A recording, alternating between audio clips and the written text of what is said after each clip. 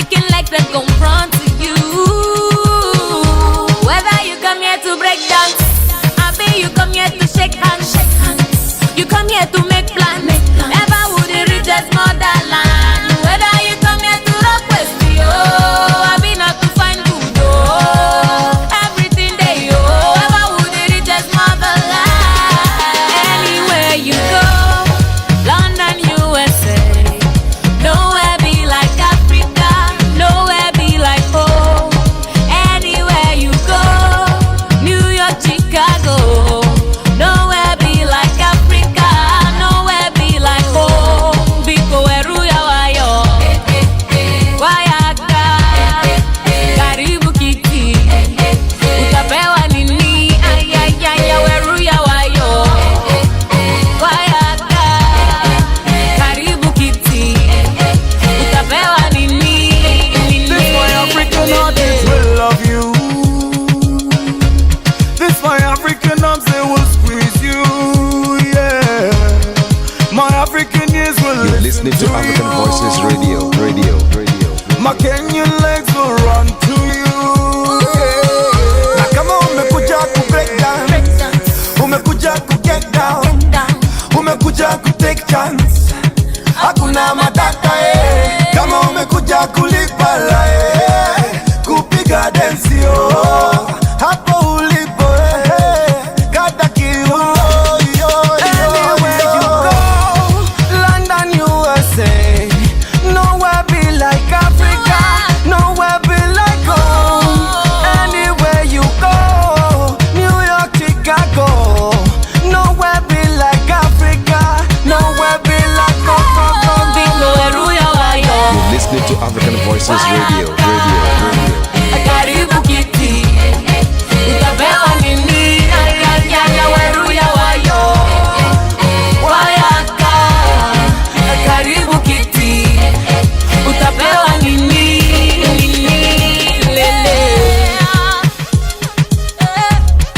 You're listening to African Voices Radio. Hi, good evening, everyone. In America, in Nigeria, in Africa, generally. You're welcome to David Adodo Show again. Another beautiful Saturday evening here in Baltimore. I think, am I ready to go home? In US of A. Yeah, I think, it's natural. My heart is home. I miss home because of this pandemic. I couldn't go home. My name is Desola Komolafe-Egbeyemi, and I welcome my crew, although we're not complete again today. Well, they're watching wherever they are. Today, again, is not around today. It's excuse that he has a family thing to attend to. Of course, things still happen. And our doctor is on duty. There's nothing we can do about that.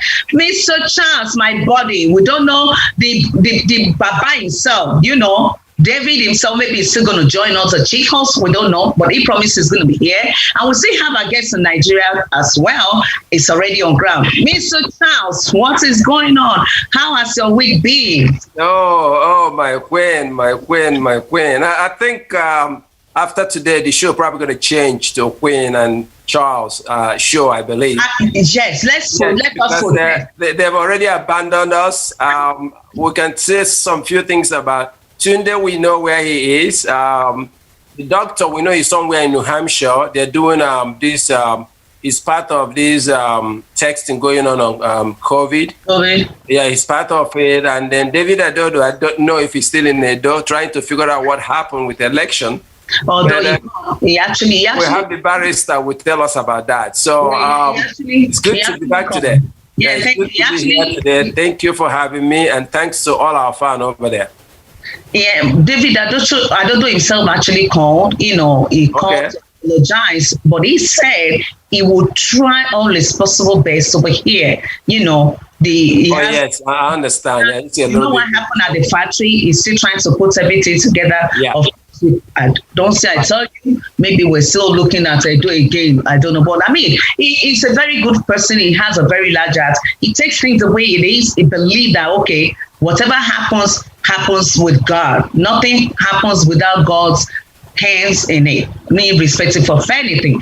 We have our barrister Abbas Good evening, sir. It's good to have you. Despite the fact that the notice was so short, we appreciate the fact that you were able to make it to the show. We welcome you, sir. Good evening. Thank you. Thank you for having me. Thank you so much. And Mr. Jason, how you doing, my brother? I'm hanging in there, although I'm still a little gray from my mommy, but I'm hanging in there. I know. The best I can, God willing. We talk about you every time. We're so sorry for the loss of your mom again. You know, it's not. But I'm hoping that this COVID will come and go.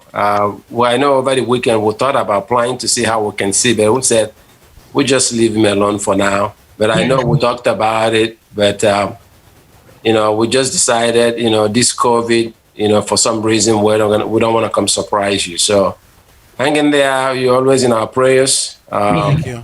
And I appreciate the tribute last week. So that was a beautiful tribute that you did to my mother. So I really appreciate that. Thank you. And anytime, like we said, anytime, whatever the plan is, please carry us along. We are your family. We are part of the family. We are ready to support you in any way and in all ways. I know, Barrister, you probably will be wondering, Jason, the mom passed away last week. So yes, I know you weren't here last week. I don't want you to be wondering what is it that we're talking about. Yes. So, please, all right. Accept my sympathy and condolence, and may God grant the entire family the fortitude to bear the loss. Thank you. Thank you, sir. Thank you. So today we're going to start with you, Mr. Jason. Of course, I know you're grieving, but this is a sensitive issue that we always talk about. In America, things will happen. And when people go out there to protest, they say, okay, why are they doing this? Why are they doing this? But they know why, and they know the reason. The issue that is going on, Mr. Charles, yes. I know you two, you're here. And we talk about in our various homes through the phone, and once in a while when we meet, things will happen. People are being killed, unjustly, and nothing really is being done. Or maybe when the verdict is, pronounced, people are like wondering what is going on. Is it because of people of color? And we're talking of no other person than Miss Taylor that was killed last year in our home unjustly. And see what happened. Even before the issue came up, it was like swept under the carpet. If not because of the issue of George Floyd that happened, people would not even hear about this at all.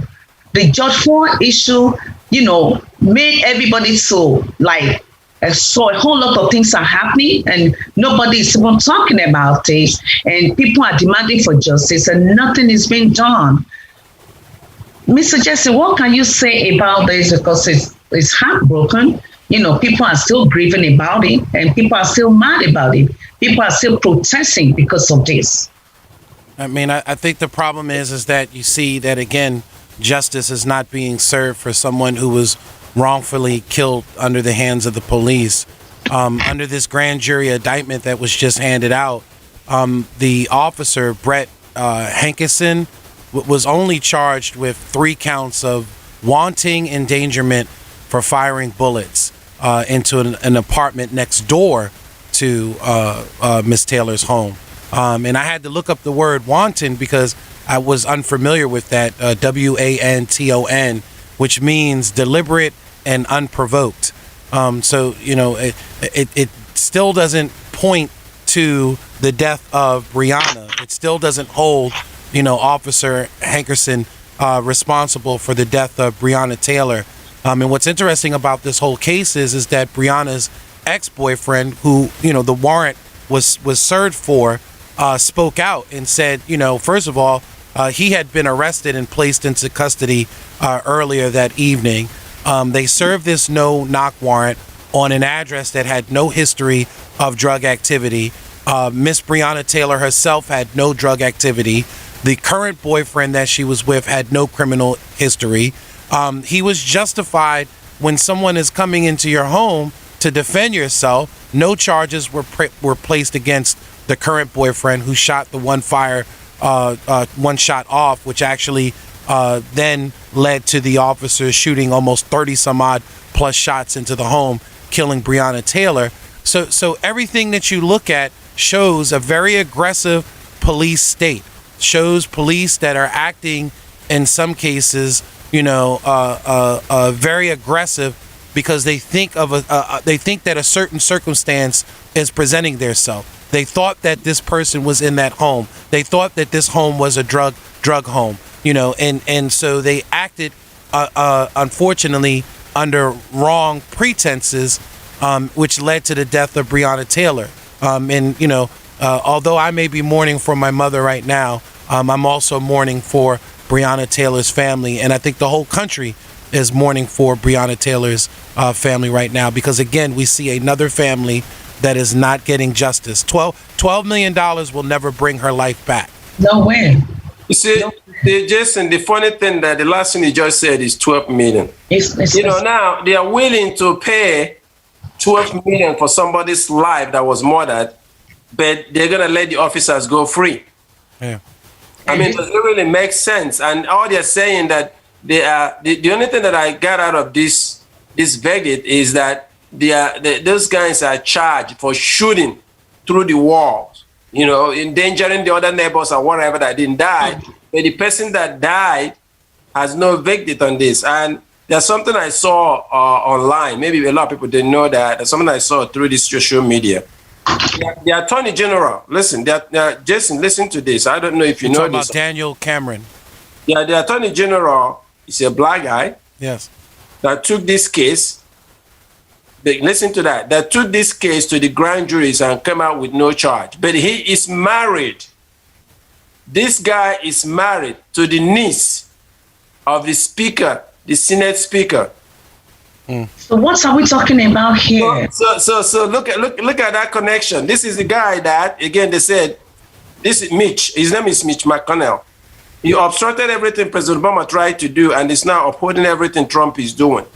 It's said to be all the same again. But look at the connection there. Look at the Attorney General, who is married to, that went in there and came out with no verdict. Yeah. Tell him. So what are we talking here? I mean, and then like you said, when people protest, people are saying they're not protesting because somebody died or because you shoot somebody, whatever. They are protesting because nobody accounts for whatever they do. Exactly, and they are not accountable. And yes, Mr. Chancellor, the thing has not stopped. It's still ongoing. People are saying, when is this thing going to stop? And it will not stop because they are not accountable for it. So how can it stop? No.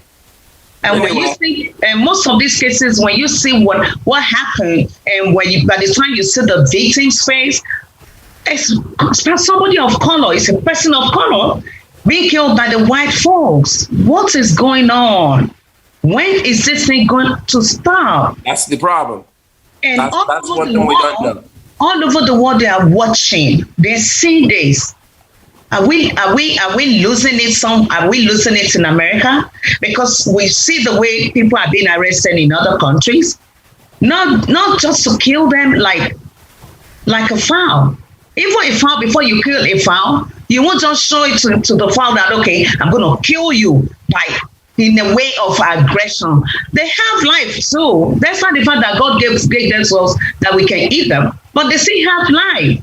You can never kill a chicken tied down with a rope. It's not possible. I think you have to look at you have to look at the bigger picture in this country. The war on drugs, which was started by Richard Nixon in 1971, has always been a war against black people and hippies.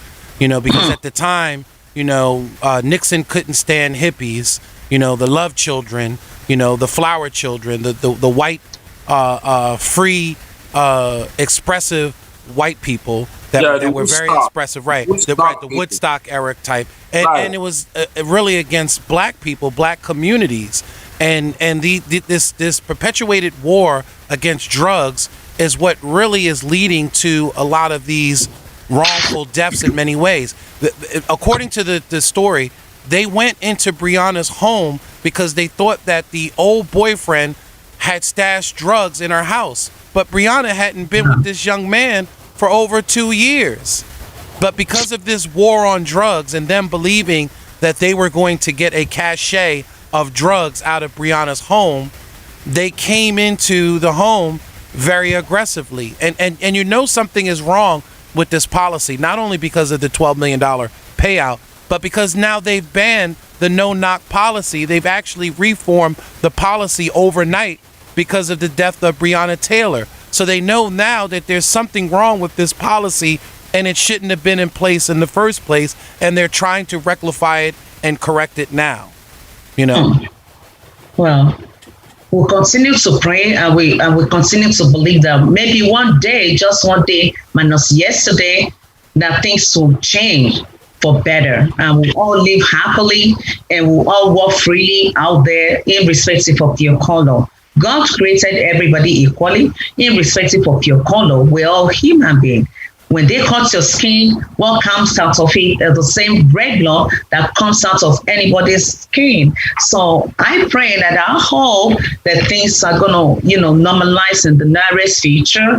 People are protesting that they should protest peacefully. They should make their point known, not by looting or not by shooting or not by, vandalizing people's property. But we continue to look and hopeful that God, will step in and, make everything normalized in America. America is a great country. We're respected all over the world.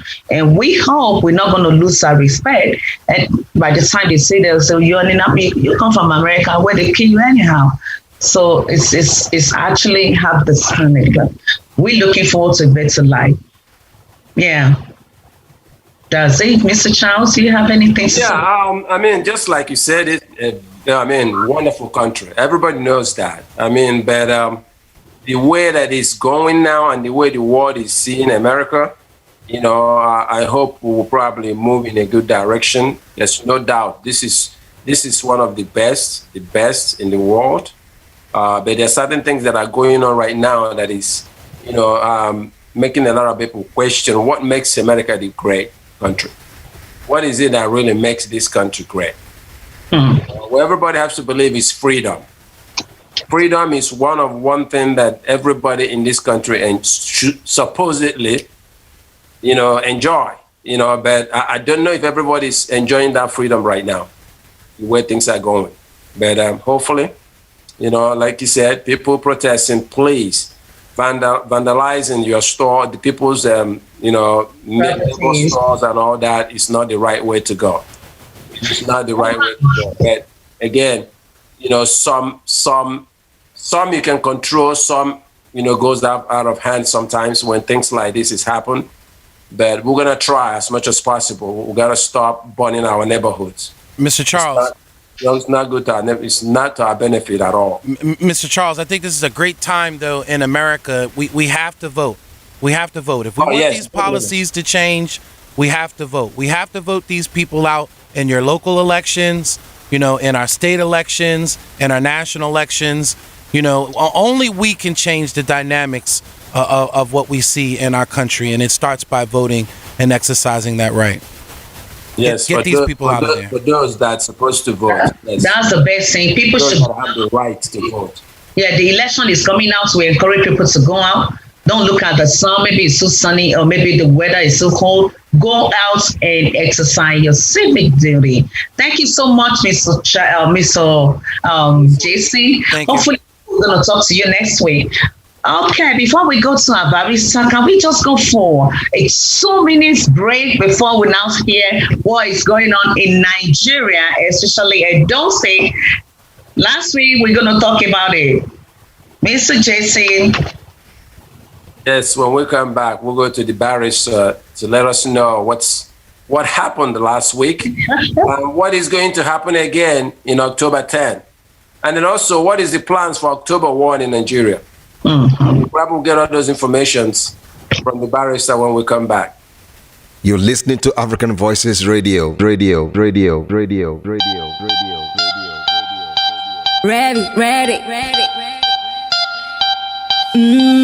your beats. Oh yeah now.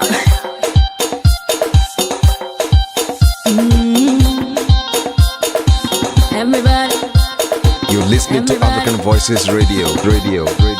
Heba. Yeah. Da-na-na-na-na-na. Get the money is what you desire. But there is something that can take you higher. Get the riches what you desire. But I know the man that can take you higher. If he did it for me, he can do it for you. When I was eating Gary, he came and changed my story. This target on your feet, oh brother, no more defeat, oh. Jesus carry the cross, carry the burden, sing and repeat, oh. I like what you do for me. I like what you do for me. I like what you do for me. My life not prepaid, oh. I like what you do for me. I like what you do for me. I like what you do for me. My life not prepaid, oh. I like what you do for me. I like what you do for me. I like what you do for me. My life not prepaid, oh. I like what you do for me. I like what you do for me. I like what you do for me. My life not prepaid, oh. Heba. Oh yeah, now. Everybody come on. It's You're time listening for to African Saturday. Voices Radio.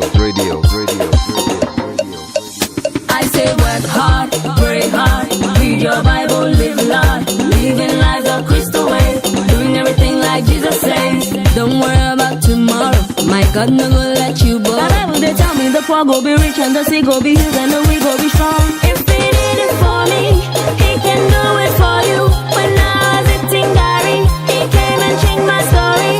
This target on your feet, oh brother, no more defeat, oh. Jesus carry the cross, carry the burden, sing and repeat, oh. I like what you do for me. I like what you do for me. I like what you do for me. My You're listening to life not African Voices prepaid, oh. Radio. I like what you do for me. I like what you do for me. Yeah, welcome back to still David Adodo Shows on African Voices Radio, Base 106 here in Baltimore, Maryland. Yes, Barrister, we welcome you again. Thanks for joining us. Thank you very much. Yes. Now to Edo State. We saw what happened last week. And we're like kind of wondering what is going on in Nigeria.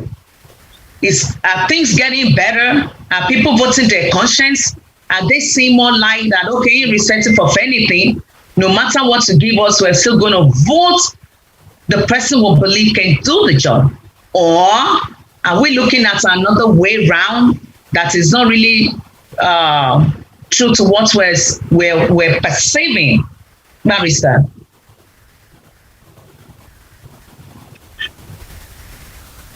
Thank you very much for having me one more time. He stated that there were several factors that played out in the Edo election.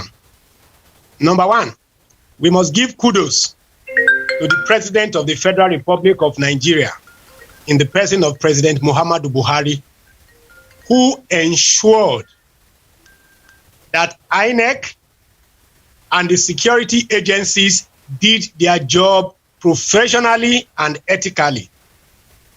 There was no interference by the security to use military power to intimidate voters.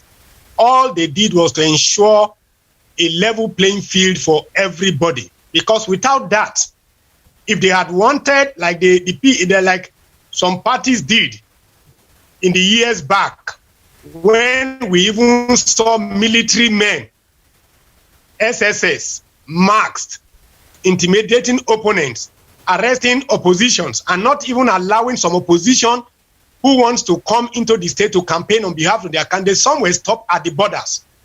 They were not allowed to enter the states. Even sitting governors were prevented from visiting states where elections were being held. So first and foremost, we must give credit to the president that he gave a standing order to the security men to ensure security of lives and properties, and that INEC should conduct its election. Be that as it may. Other factors that contributed to the outcome of the Edo election are as follows. Number one, you see, the way and manner of Baseki was denied the APC ticket was more or less like, a James Bond film. It was like a film. You know, when you are trying to show that you have the power, you have the ability, you have the reach, you have the network to oppress a man, and that there's nothing he can do. That singular act actually mobilized a lot of people behind Obaseki that this oppression in Nigeria is too much. That's one of the first factors. The way and manner, if they had gone about it in a decent manner, in denying the man APC ticket, but the drama that played out was, it was so obvious to everybody, or it was perceived by everybody, especially those in Edo State, to be a war between the big boys in the corridors of power and the downtrodden.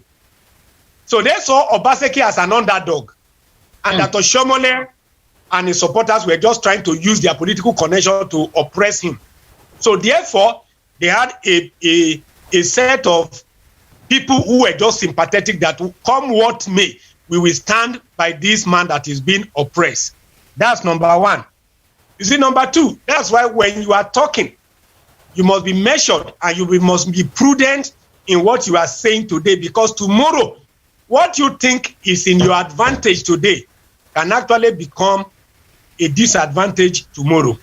You see, the terrible things that Oshomole said concerning Egbeyemi in the last election in 2016 were terrible.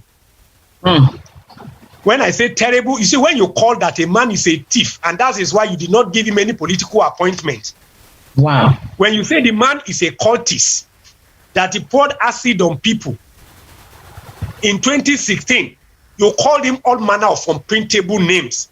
Names that anybody that wants to occupy a public office should not be qualified in such terms. And for you 4 years down the line to make a somersault, a 360 degree, to turn around to present that same man, the lessons of 4 years ago was not lost on the people. So they begin to doubt that what kind of politicians do we have? You told us 4 years ago that this man is a thief, this man is an armed robber, this man is a cultist, this man is this man. 4 years down the line, you turn back to say is the best candidate. So a lot of people just say, Nigerian politicians will never change. So there are people who just said, no, we are not dummies, we are not stupid. We are going to vote for the person we want to vote for, because you brought him last time 4 years ago to say this is the best guy. So what played out, they went to play the videotapes of all the good things Oshomole said about Obaseki when he was marketing him, promoting him, and campaigning. And they placed it side by side by what he said concerning Egbeyemi. The contradictions were too glaring. And no sane person that has conscience or little ounce of intellect will miss the message that those messages were actually portraying. So there were a segment of the society, both globally, international, and locally, who just say you cannot approbate and reprobate at the same time. You cannot blow hot and cold. If with all the credential of this man that you presented about 4 years ago as a very terrible person, why they should not, and you now come back these 4 years simply because you fall out with your the governor.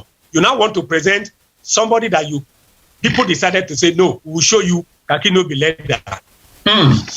Number three, you see, this man came. Oshomole said his greatest achievement in Edo State was that he buried godfathers. That bye-bye to godfatherism. And what played out in the past few years was a tussle between somebody you mentored, or whosoever you call, whether your godson or your mentee, and now you are in Abuja as a chairman. Why don't you just concentrate on being the chairman of the national party and allow the young man to run the state? But it became obvious that he was an overbearing godfather. These are godfathers who do not want their mentees to be independent of them. That's not godfatherism. Godfatherism is that you nurture people and cause them to be independent, and they can fly higher than you do. But when you constantly want to put everybody under you, you want to be the only shining star.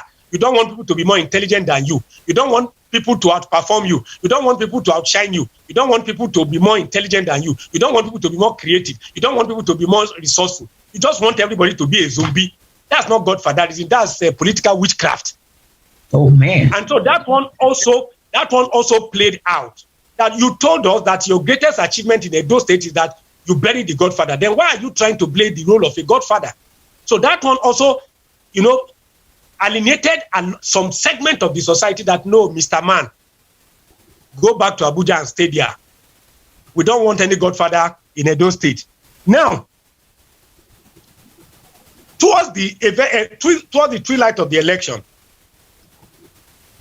Asiwaju Ahmed Bola Tinubu, with all due respect, released a video. And that video was ill-timed and ill-advised. Because a slogan was crafted around that his video to say, Edo no be Lagos. And that message resonated with millions and thousands and hundreds of thousands of Edo people. Because, of course, the perception, whether rightly or wrongly, is that Lagos is actually under the stranglehold of Ahmed Bola Tinubu, that is the godfather, and he dictates everything that happens. If you are not in his good book, you may not get a second term. If you are not in his good book, you may not even get a first time talking loss of his second term. So when they crafted that slogan, Edo no be Lagos, and a typical Edo man who wants to exhibit that, we not go carry last for this Nigeria, just decided to say Edo no be Lagos. And so that sentiment played a pivotal role in galvanizing a lot of people that say, look, you can't sit there in Lagos and want to come and control Edo State that you have been doing in Lagos. Then, don't forget also that Edo State has always been a PDP and dislodged Obaseki from APC. And he went to PDP. I told somebody they had PDP members who are already there. Any day, anytime, they are going to vote for that party. Edo State has a very strong PDP base. Oshomole was actually a disruptor or an interventionist in Edo politics. If you want to interpret the politics of Edo State, he's an interventionist. He actually does not belong to the grassroots in Edo State. If he left the national presidency of LSC and came with the backing of the ACN and all the rest of them because of his previous antecedent as an NLC, not as a grassroots politician, he eroded himself with the assistance of all the Jagabans, the financial wherewithal, and was able to make a wave. He forgot completely that you still have die-hard members of PDP. In the last election, it was a close call between PDP and APC. Right. So when you now bring APC, Governor Obaseki, an incumbent governor with some vested interest who will do anything for him to come back second term, plus the die-hard floor members of Edo, it was another clincher. Yes. And not only that again, the external PDP factors of the wicked, the passion with which they took the Edo State election, they took ownership of that election more than APC. You would have imagined that a state contesting an election, governorship election, the president would have gone to flag off the mega rally or the vice president, but they were conspicuously absent. Even how many of the governors of APC did you see there? So in terms of passion, in terms of aggression, in terms of taking ownership, the PDP political machinery took ownership of the election in Edo State. They mobilized, they were on ground, they were going from place to place, and that one played another role. Another factor is this. Don't rule out the fact that APC is not as popular as it was in 2019, in 2015. Not forgetting that just for a few weeks before this election, they increased fuel hike.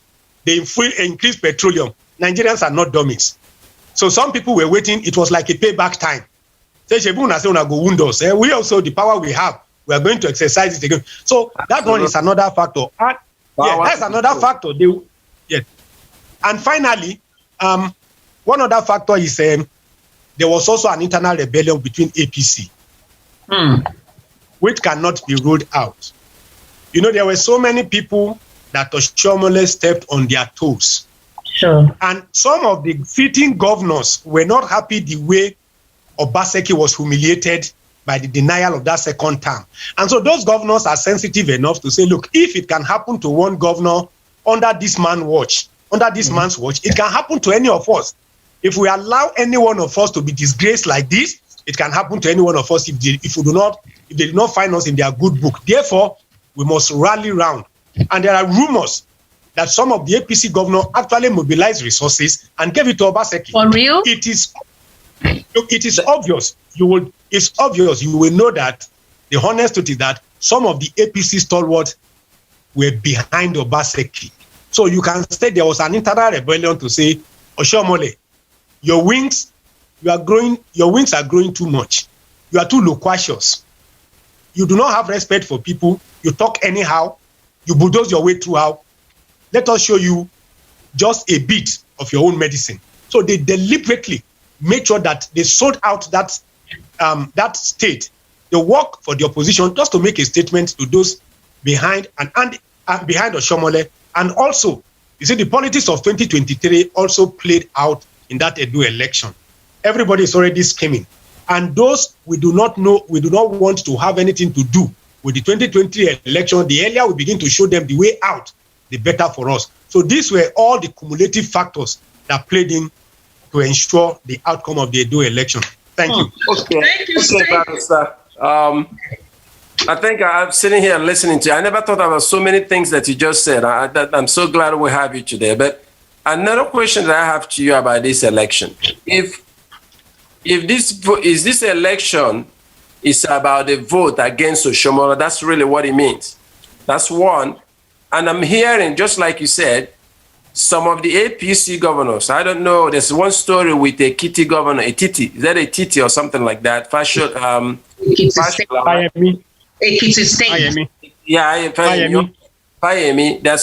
There's a story about him.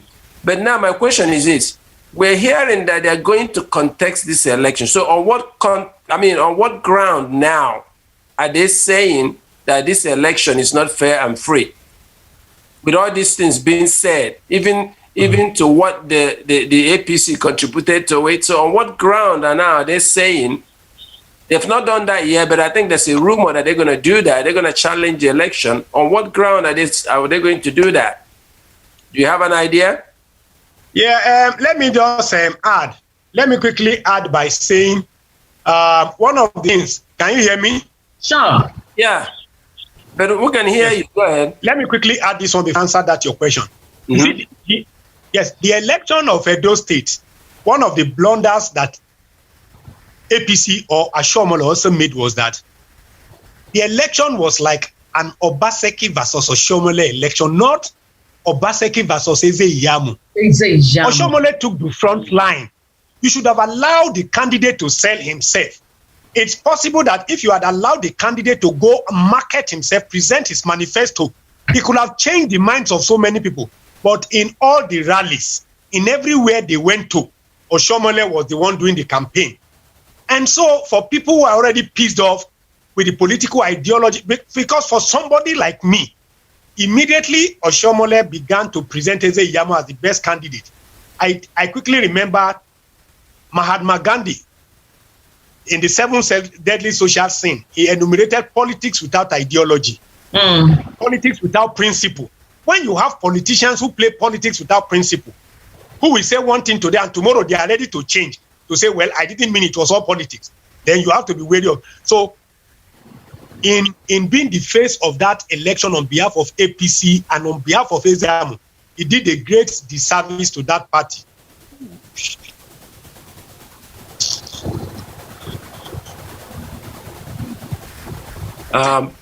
Queen, I think that we might want to take a break, see when we come back. Okay. Is Jason there? Jason? Yeah, let's get on a break, and when we come back, we will join Barrister, who is having a problem with his line right now.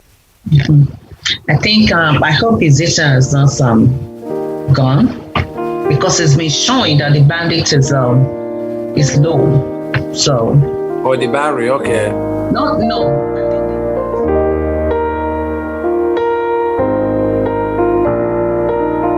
You're listening to African Voices Radio. First,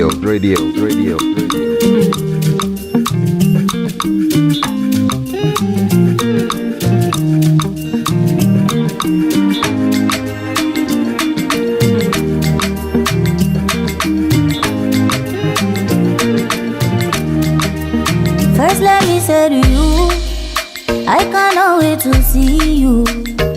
You are the treasure I've been waiting for. Do you know how much I really need you? I dey pray for the day when I can finally kiss you. You know, say every day I dey pray for you. Oh, in my heart today's a permanent place for you. That's why my heart it a beat like do get. Cause now you I choose, so I am fair, me I am fair. I sing for you wanna be like do get. Baby now you I go pick up, I am fair, me I am fair. But there we go. See I may not give the world to you, but I'll give you what I have. Oh baby, oh, you are my angel, oh. Koduro life, me, oh. Shabby, you don't say every day I dey pray for you. Oh, in my heart, oh, there's a permanent place for you. That's why my heart it a beat like do get. Cause now you I choose, so I am fair, me I am fair. I sing for you wanna be like do get. Baby now you I go pick up, I am fair, me I am fair. Only for you it be like do get. I sing for you my baby, oh. Do get, oh. Mo fẹ́ràn rẹ, oh. I am fair, me, oh you fair, me, oh.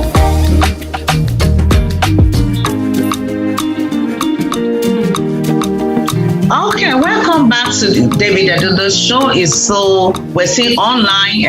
Unfortunately, we lost Barrister Abbas. I don't know, maybe he might still join us later. From what he has said, that what is happening in Edo State is always good in whatever you do to sell, like he rightly said, Oshomole was selling himself. He wasn't actually selling the candidate. Of course, the candidate, from what I deduce from what he's been saying, there was no way he could sell the candidate because we all have conscience. This was you 4 years ago that when you came out, you were talking about this man, you were rubbishing him, calling him a thief, he's a cultist. So what do you want to say? I think maybe that was a constraint he had for not being able to talk about him in a positive way because you had already said this person is a thief. So now, what are you saying? What are you going to say about him? Are you going to tell people out there that, oh, it's not more a thief, he has repented, he's not more a cultist? What made you to call him a cultist or a thief? That means you know that person very well. I think that was one of the, hardest thing that he couldn't comprehend because if he didn't know how it will come about it, that he will come out and say, okay, it's just a big lesson to each and everyone out there. People in Edo State, they voted their conscience. I was actually thinking maybe, okay, this guy is coming out to fight the incumbent governor because he wasn't performing, but it's more than that.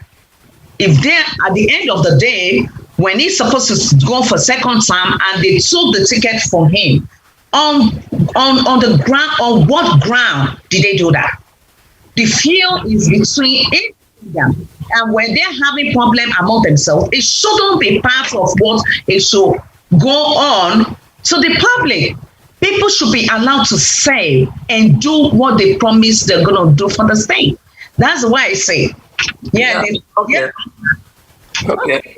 Okay. That's your personal opinion. That makes sense too. But one thing we can see here that happened, listening to everybody, listening to the barrister, following some of the media and all that, those days or those years, Shomolu will be able to enforce people on the state. I don't know whether that's what he was trying to do. You cannot speak for the guy, okay? Because in that case, this guy has no opportunity to tell people what he can do for the state. If you are the one talking all the time, every stop, you are the one talking. Every stop, you are the one talking. But as everybody say, Oshomole is more of a problem than more of a problem than of any help to him. So, but one thing again is the question becomes: will Nigerian people move ahead with this kind of voting? Now everybody voting their conscience. People voting about what they believe in. I know we say a little bit of that in Edo State. The question is, would that continue in other states? Because if that will continue, trust me, we're having another election coming up, which is in October 10, I believe.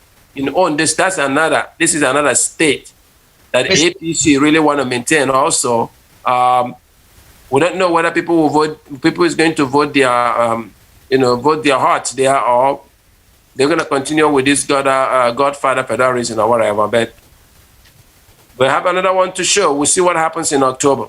Before we can say, oh, Nigerians have changed the way they vote, the way they think. Now there's, you cannot buy votes, because there wasn't a lot of buying of votes here. That's for sure. We all know that. Mr. Charles. Yes. Mr. Charles, from what we are seeing, fine. Well, I think we're improving from what the barrister, from the analysis of the barrister. One thing that I respected those people for was the fact that they took down the failures of Oshomole. They don't want no godfatherism. You are the chairman of the party. Stay in Abuja and do what you're supposed to do. Even Obaseki is not the best candidate for them. They believe that, okay, because of you, Oshomole, that you did not do well for the people of the state. You didn't do well for the state when you were the governor, and you put somebody there for them. And right now, because maybe the person is not listening to you, you want to get him out. We are ready to get you out. Enough of godfatherism. Like what the barrister said, that if you met up someone, allow that person to show what you have put in his head. You put someone, okay, like a training. After the training, after training the person, let that person come out and exhibit what you have told him or her. But in his own case, it's not like that. But that's what is happening in Nigeria. Yes. Listen, all those commissioners that you see around the governor, around the states, they don't have their own say. But answering commissioner for education. And that is the problem we're having. The problem we're having. She's facing. They cannot do anything. They cannot get anything approved without going to the governor. Local government chairmen that are supposedly be independent and do things for the local government, they don't do that. The states continue to control them. But like we said, hopefully things are beginning to change. Hopefully, Nigeria can't wait no more. We can't wait no more. We need things to change. It's a shame, but I'm happy about. Everybody had their own candidate, and one thing that I respect, David Adodo himself, despite the fact that he's here in diaspora, he was able to support someone. Of course, his candidate did not win, but in his own constituency, he won that his own constituency to the guy. He did a great job. That's not the fact that he's not on ground. Yes, we know that. Dave did a lot of, His own people believe in him. That's a very good network. Even if you're on ground, we can vote you because we know what he's going to do for us. And that's how it's supposed to be. Our west or our east. I think, he was here also. He was here controlling certain things that goes in there. He's campaigning. He has his men on ground campaigning for APC and all that. He did a very good job. There's no doubt. But the thing is this, he's still a little bigger understand Nigerian politics. He's not there. They're doing whatever they would, but He tried. He delivered his local government. He did. He said he was going to do that. And he did it. And he did. I mean, he was a little margin, but he did. You know, we're all hoping that the APC probably will win the election without rigging it.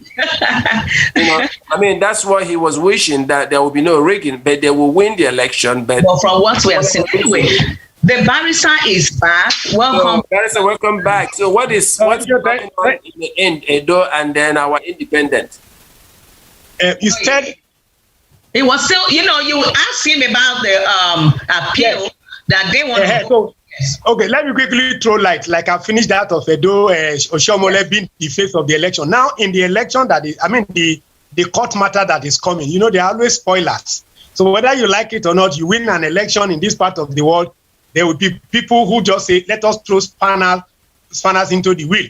So they may likely go to election to challenge this thing because of two factors. Number one, that of Bayelsa,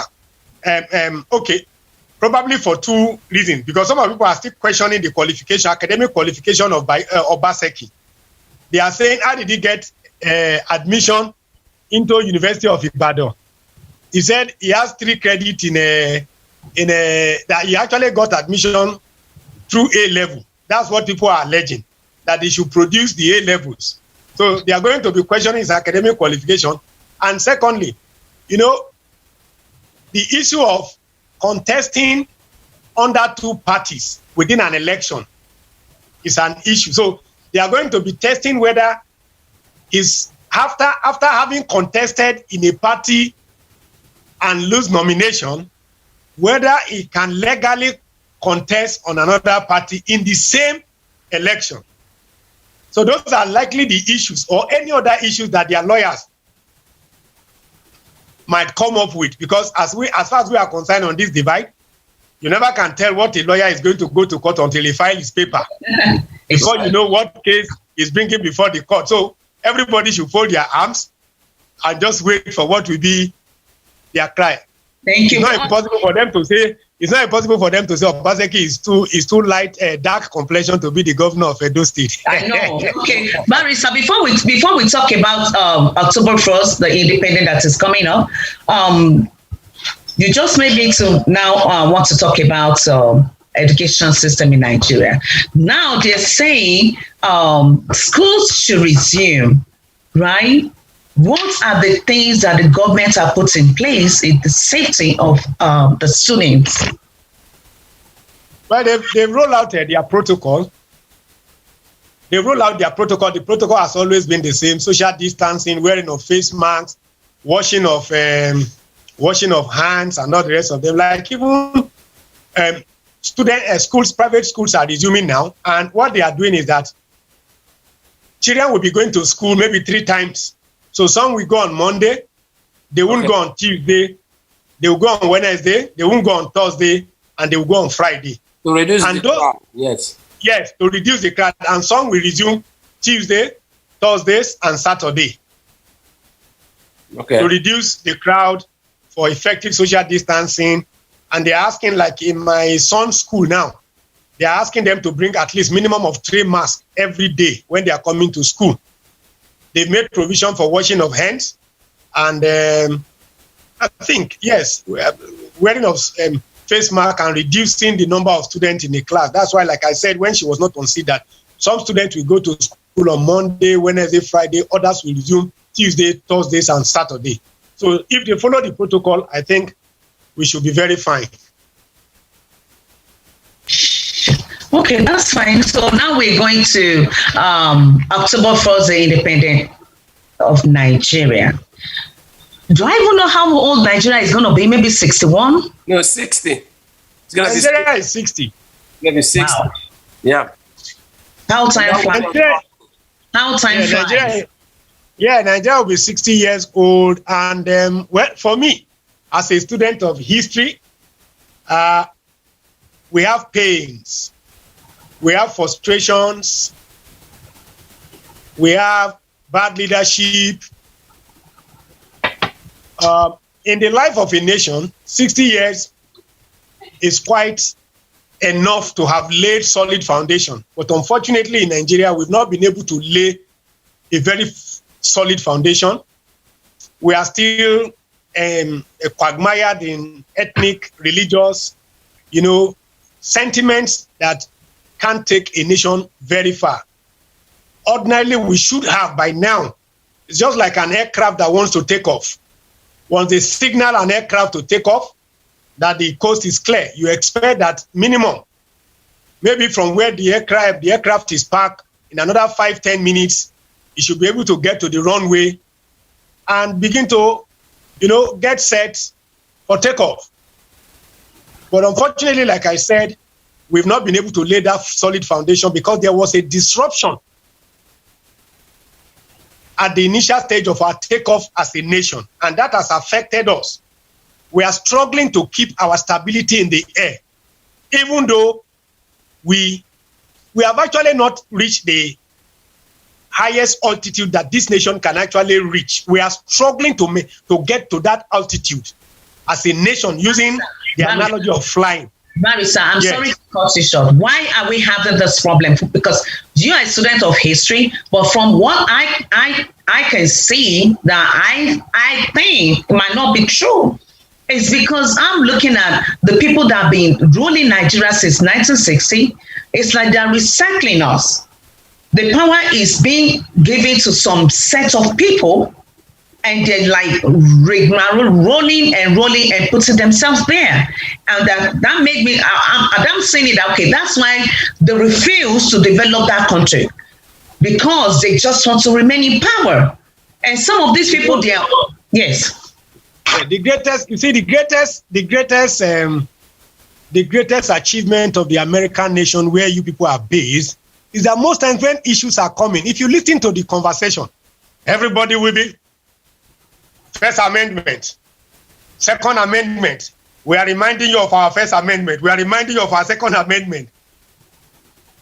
We also had our amendments. We had our laws. We had, you see, our founding fathers. America started with about 13 colonies.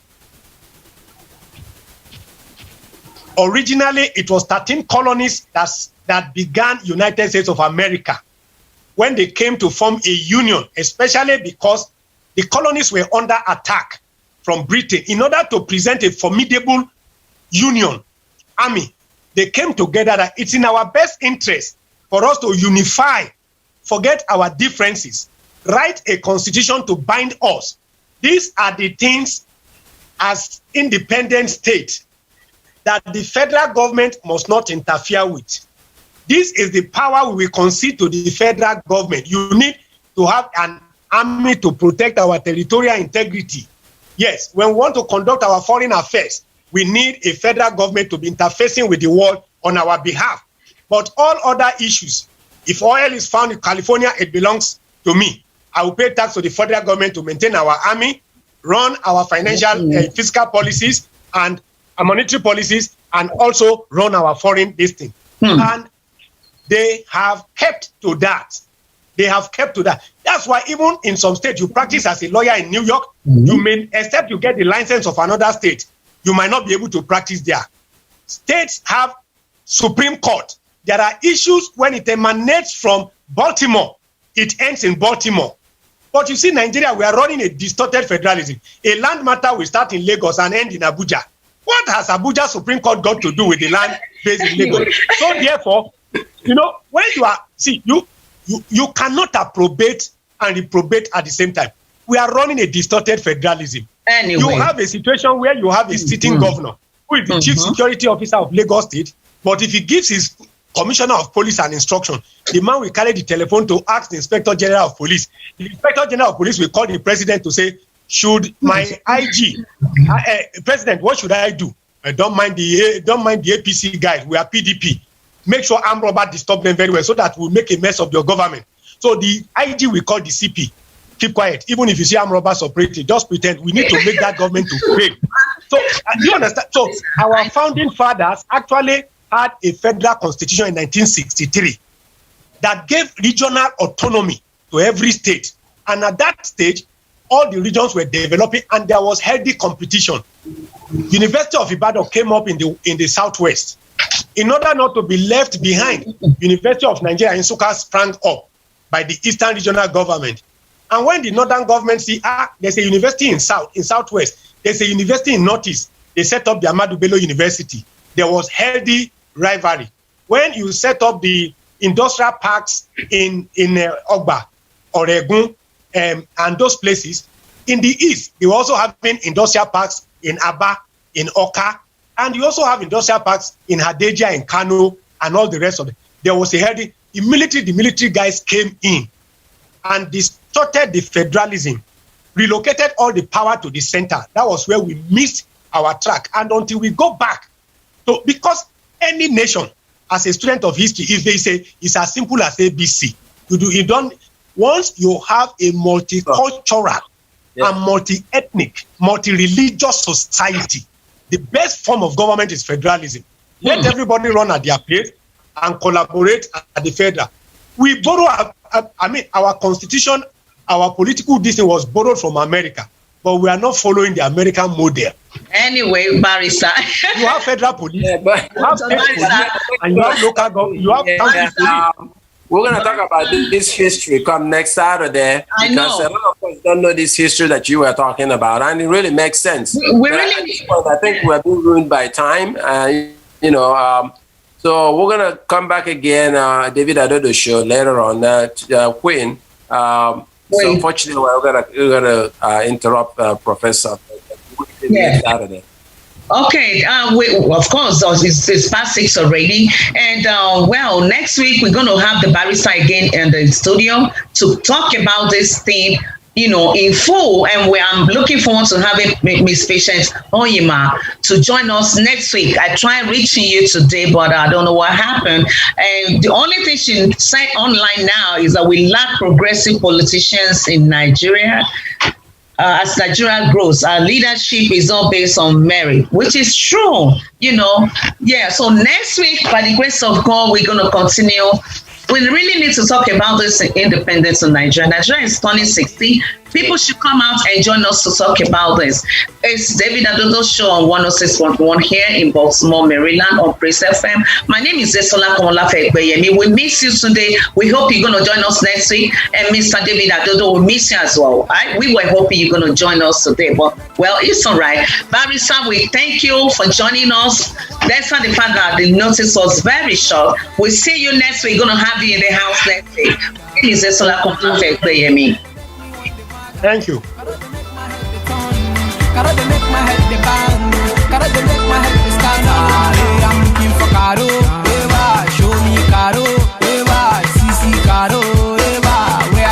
You're listening to African Voices Radio. Show me Caro, Eva, Sisi Caro, Eva, where are you Caro? Caro do, Olohi, Caro do, Okari, Caro Kari, Laro Caro, Emiloju, You're listening to African Voices Radio. WLIF HD2 Baltimore. The all-new Praise 106.1. An Urban One radio station, minority controlled and operated and serving the African American community for over 40 years. Giving our city just what we need right now. Baltimore's inspiration station. Praise 106.1. From the Big Al Studio, Baltimore's #1 accident attorney. This is Kathy Hughes with Radio 1, encouraging you to use a mixture of caution and compassion to assure safety during this COVID-19 outbreak. Be sure to take all the necessary precautions, including washing your hands for at least half a minute of